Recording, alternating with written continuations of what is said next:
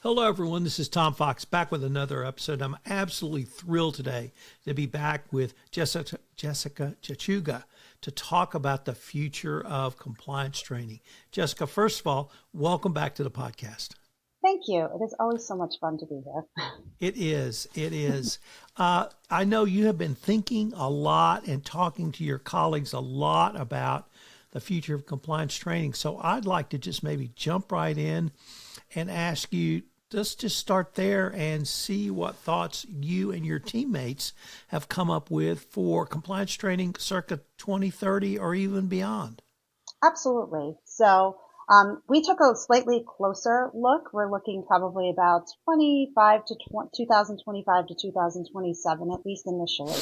But one of the ways that we started looking at it were what were some of the bigger compliance challenges that we're looking at? And things came up like the increase of cybersecurity threats and how they're getting more sophisticated, the rapid evolution of technology, data privacy concerns, right? As all of these things evolve, they bring lots of data privacy concerns. And then, of course, the impact of reputational risk, right? Because every time something happens, you never know the impact it'll have on your reputation as a business or an organization. And so one of the things that we were talking about is probably your favorite topic and mine, and that is AI, because AI is the buzzword. And one of the things that we talked about was how can we create a solution for what we do with training in AI. And I know this is a word that Tom, you and I spoke about, but we're really, really loving this new idea of compliance education. Compliance training is an important component of compliance education. But there's other pieces to it, namely communication and the consistent messaging that you provide to your organization throughout the year. It isn't just putting them in front of a computer and training them. It's giving them consistent messaging, reinforcing the things that you want them to know, understand, and live. And that ties very deeply into your compliance culture in your organization as well. And how do you drive that compliance culture and bring everybody on board? So for me, compliance education looks like training, communication, and culture.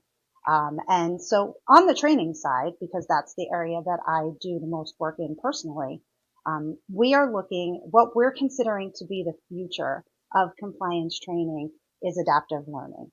And if you're not familiar with what exactly that means, adaptive learning is the ability to allow us to target effective training for different roles within the organization. So I think the dream is that we will get to the place where, most likely through the use of AI and other emerging technology, we would be able to create almost like a personalized training plan for the different roles within an organization. So, it would be a little more targeted than that general compliance training that we push out most of the time now. Not that there's anything wrong with that, but, I think the future is more focused on that adaptive learning.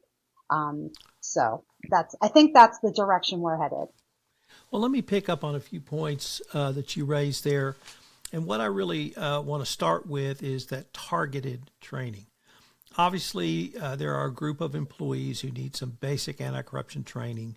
Mm-hmm. They may not touch their daily work, but they certainly need to be aware of the company's policy of not paying bribes or doing business ethically and in compliance, because that speaks to your culture component.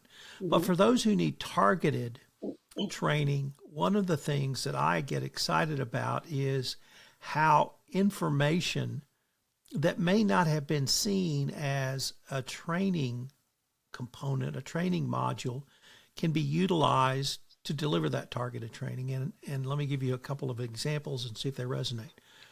Number one, I'm flying to, you name the country in West Africa. I know I have to have a visa. I know I have to have a shot card, but maybe I need a reminder of our policy on facilitation payments.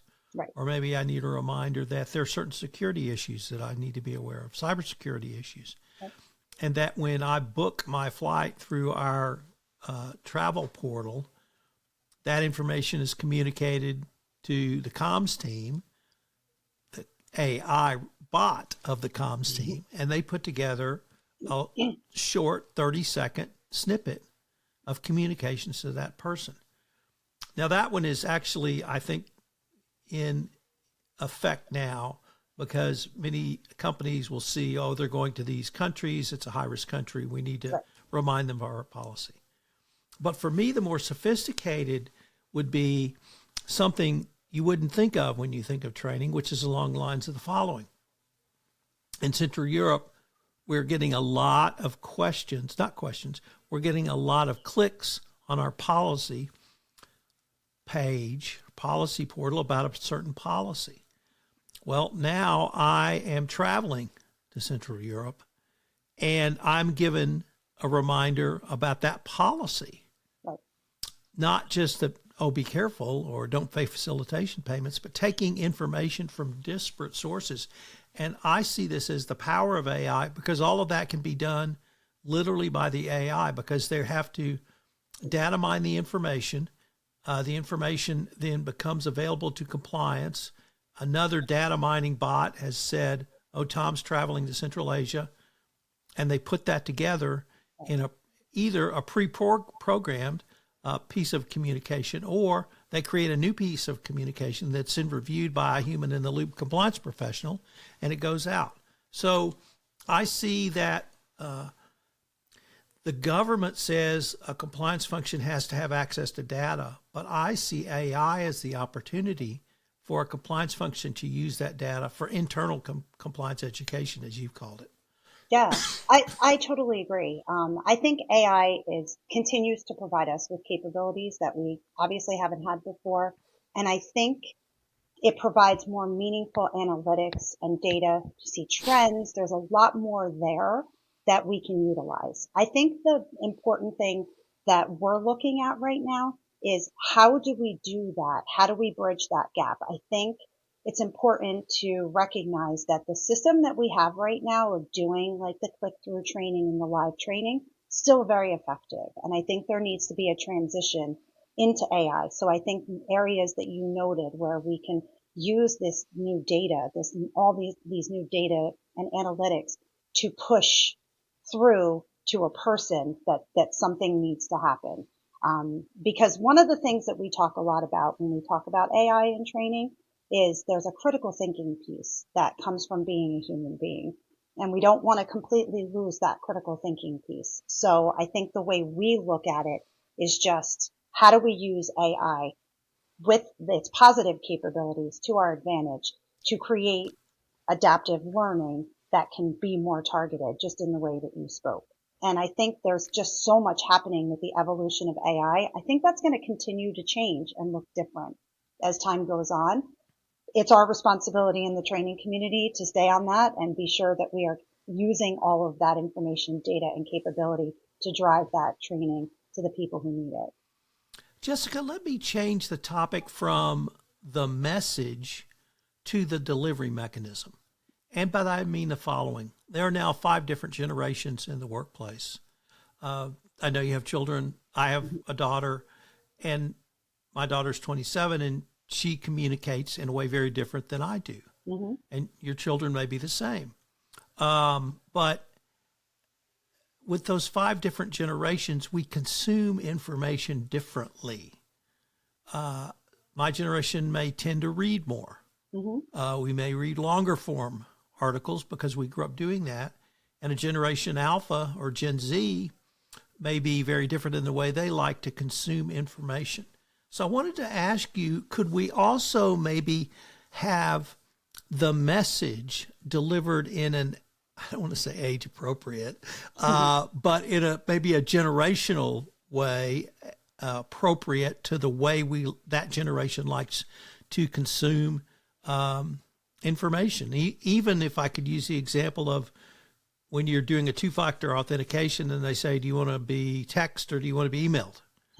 Something like that. Is there a way that, are you guys thinking about the delivery of that targeted messages on literally a generational basis as well?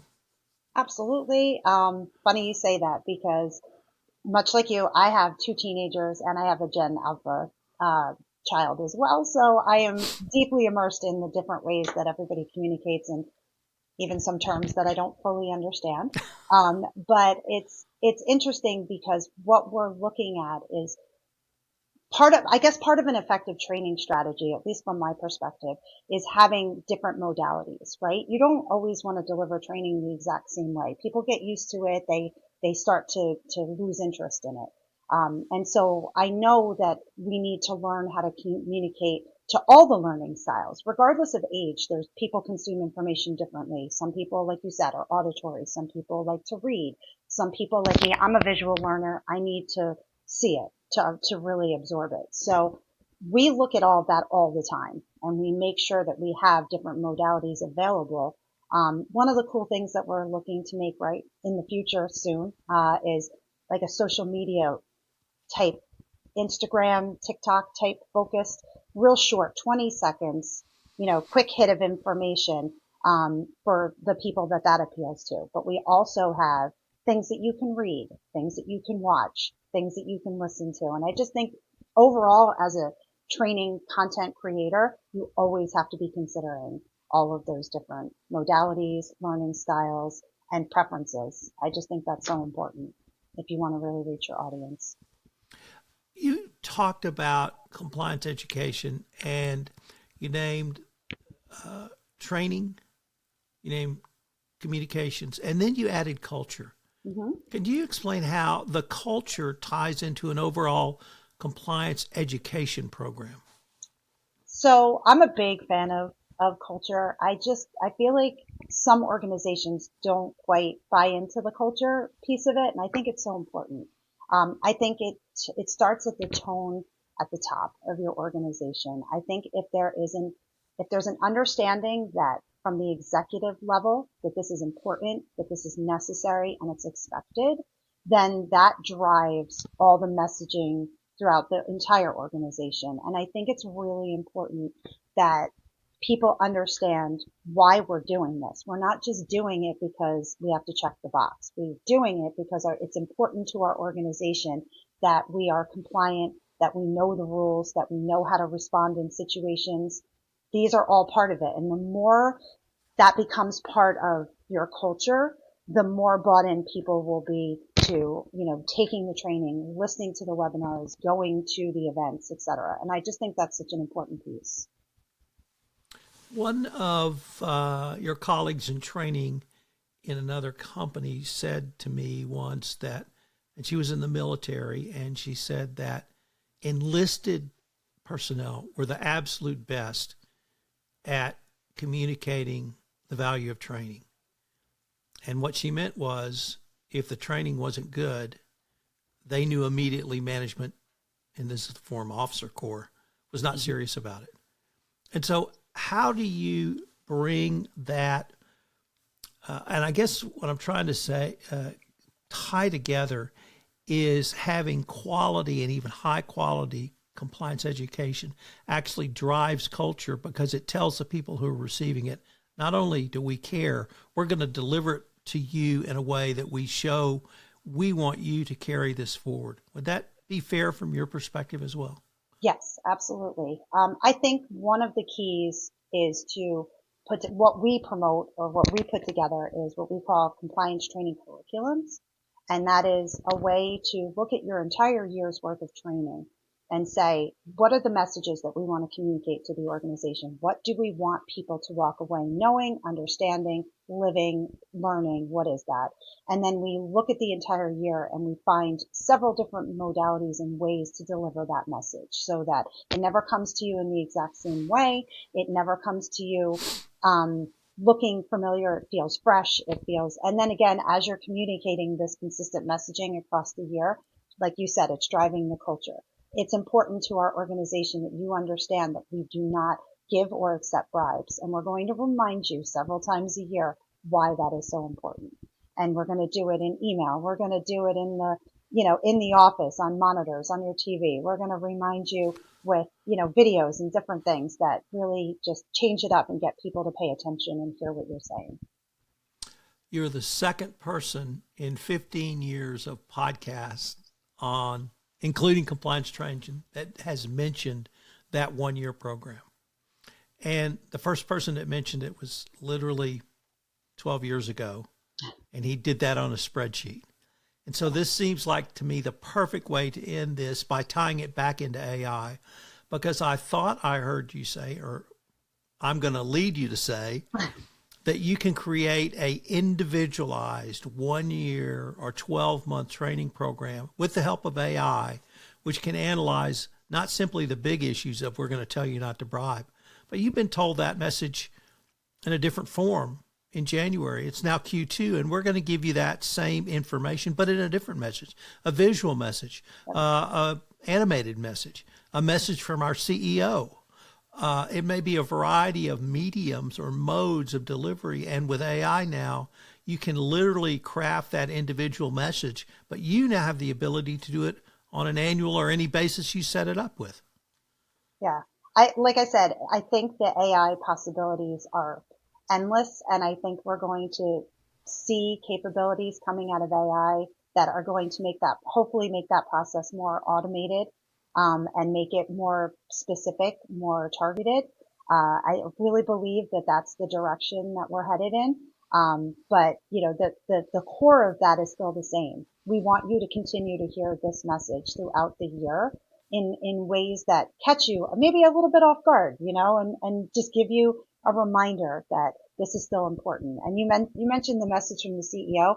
Anybody in the organization, all the different levels, hearing it from people in all the areas of the organization just drives that compliance culture. So important.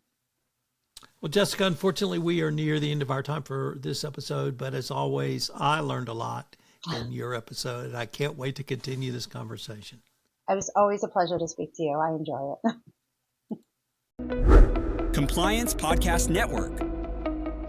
Start your mornings with daily compliance news, quick, sharp updates on the top compliance and ethics stories in under 5 minutes every morning in Compliance Podcast Network.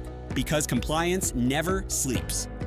Need practical advice fast? Check out Compliance Tip of the Day. One actionable idea to level up your program. Short and sweet, every day on Compliance Podcast Network. Got 10 minutes? We've got the week's top 10 stories. 10 for 10 brings you the big compliance headlines.